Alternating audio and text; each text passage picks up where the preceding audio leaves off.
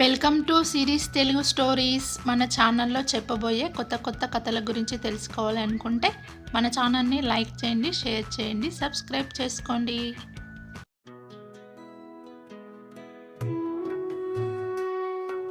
ఒక గ్రామంలో ఒక ఆవు ఉండేది. అది చాలా సంతోషంగా తన బిడ్డతో ఉంటూ రోజు ఆడుకుంటూ సరదాగా గడపడమే కాకుండా తన తోటి వారితో మంచి చెడు పంచుకుంటూ ఎప్పుడూ అబద్ధమాడక సత్యాన్నే పలుకుతూ నిజాయితీగా జీవిస్తూ ఉంటుంది. ఇలా సరదాగా సాగిపోతున్న తరుణంలో ఒకరోజు ఆవు ఆహార నిమిత్తం దగ్గరలోని అడవికి వెళ్ళి గడ్డి మేస్తూ ఉంటుంది. అంతలో పక్కన ఉన్న గుహలో నుండి గాండిస్తూ ఒక పులి ఆవును చూస్తుంది. ఆ పులి అక్కడికి వచ్చి గడ్డి మేస్తున్న ఆవుని చూడగానే దానికి నోటిలో నీళ్లు ఊరాయి.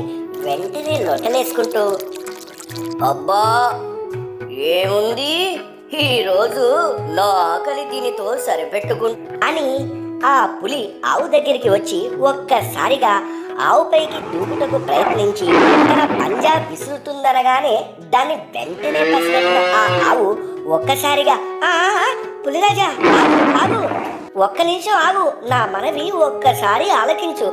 నీకు ఆకలి ఎక్కువగా ఉందని నాకు తెలుసు. ఈ సమయంలో నీవు ఎవరి మాట వినవని, నేను నీకు ఆహారం అయిపోతానని, నాకు ఇదే చివరి రోజని కూడా తెలుసు. కానీ చివరిగా నాది ఒక చిన్న కోరిక. దయచేసి నా కోరికను మన్నించి నా మాటలు కొంచెం ఓపికగా విను అని ప్రాధేయపడసాగింది. అంతలో ఆకలితో దాడిస్తున్న పులి ఆవు మాటలు విని ఒక్కసారిగా, ఇప్పుడు నాకు చాలా ఆకలిగా ఉంది, నిన్ను తినకుండా ఉండలేను. ఒక్కసారి దయచేసి నా మాటను శాంతంగా విను, విన్న తర్వాత నీ ఇష్టం. కోపంతో గాండిస్తూ, ఈ సమయంలో మాటలనవసరం, నాకు ఆకలిగా ఉంది. సరే ఏమిటో చెప్పు, కానీ చెప్పిన తర్వాత మాత్రం నీవు నాకు ఆహారం కావాల్సిందే. అప్పుడు ఆవు పులి తన కోరికను మన్నించినందుకు ముందుగా కృతజ్ఞతలు చెప్పి, పులిరాజా, ఇంటి దగ్గర నాకు ఒక చిన్న దూడ ఉంది. అది చాలా అమాయకురాలు, లోకం తెలియదు. అది నా రాక కోసం ఎదురు చూస్తూ ఉంటుంది. దానికి నేను తప్ప ఎవరూ లేరు. అది ఆకలితో ఆహారం కోసం ఎదురు చూస్తూ ఉంటుంది. అయితే నాకేంటి? లేదు పులిరాజా, లేదు. నేను వెళ్ళి నా బిడ్డను చూసుకొని కడుపు నిండా పాలిచ్చి ఇరుగు పొరుగు వారితోనూ పెద్దలతోనూ ఎలా ఉండాలో చెప్పి నేను నీ దగ్గరకు వస్తాను. దయచేసి నాకు ఈ ఒక్క అవకాశం ఇవ్వు అని వేడుకుంటుంది.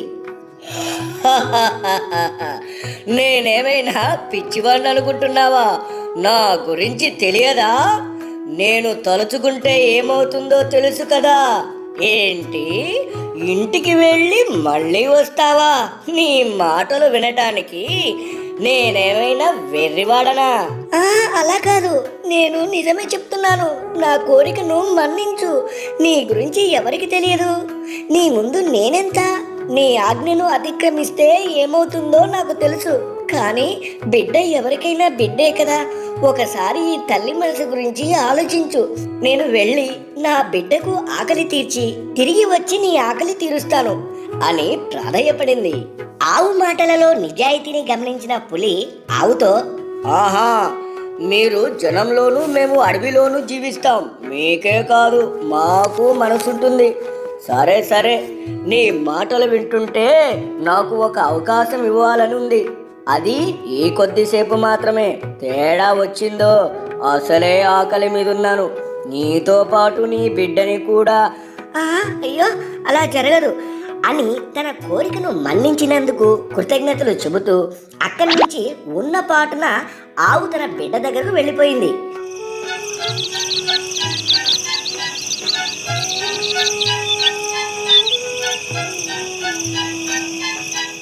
తన రాకను గమనించిన చిన్న దూడ తన తల్లిని చూసి ఆనందంతో గంతులు వేస్తూ ఉంది. అప్పుడు ఆ ఆవు తన బిడ్డ దగ్గరికి వెళ్ళి హత్తుకొని పాలిస్తూ కన్నీటితో ఇలా అంటుంది, కన్నా, నువ్వు జాగ్రత్త, వేళకు భోజనం చేయి, తోటి వారితో కలిసిమెలిసి ఉండు, అసత్యం పలకవద్దు, బుద్ధిగా ఉండు, మంచి పేరు తెచ్చుకో. నేను వేరే చోటికి వెళ్తున్నాను, ఇక మళ్ళీ రాకపోవచ్చు, జాగ్రత్తగా ఉండు అంటూ బాధతో కన్నీరు విడుచుతూ చెబుతుంది. తను అన్ని చెప్పిన తర్వాత తిరిగి అడవికి ప్రయాణం అవుతుంది.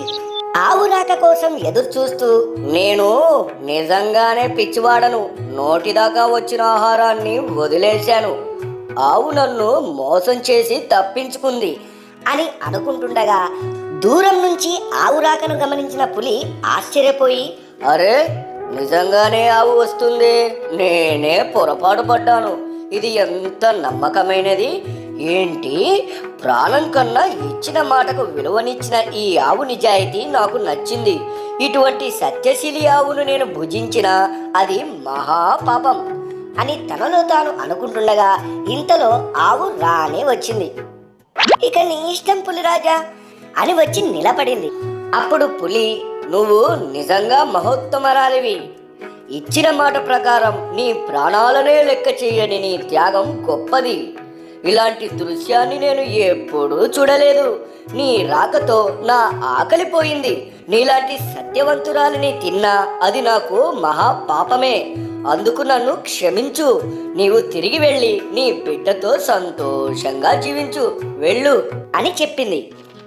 పులి మాటలు విన్న ఆవు సంతోషంతో పులికి ధన్యవాదాలు చెప్తూ అక్కడి నుండి ఒక్కసారిగా పరుగున తన బిడ్డ దగ్గరికి చేరుకుంది. ఇలా తన జీవితాంతం నిజాయితీగా జీవనం సాగించింది. చూసారా, ఎన్ని కష్టాలు ఎదురైనా మనం ఇచ్చిన మాటకు కట్టుబడి ఉంటే ఆ నిజాయితీయే మనలను ఏదో ఒకరు